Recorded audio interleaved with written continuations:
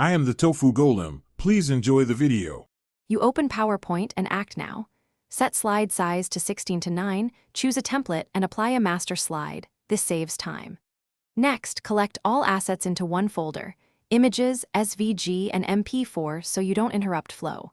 Then, enable guides and grid and set consistent fonts and colors. This ensures alignment and animation consistency later.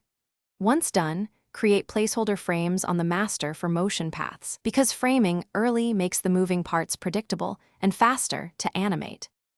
You now focus on motion, arrange and name layers, then group related objects so animations move together. Apply entrance and emphasis effects, but rely on motion paths for real movement, set durations and easing for natural flow. Use the animation pane to sequence actions, trim, overlap, and add delays so elements appear cinematic.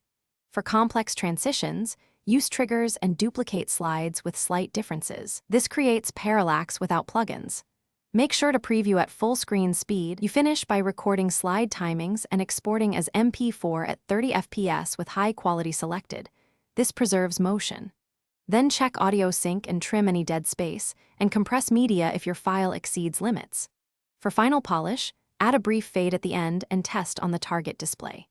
If animations jitter or stutter, simplify motion paths, replace complex SVGs with flattened PNGs, or export at a higher frame rate. This troubleshooting step fixes most playback issues.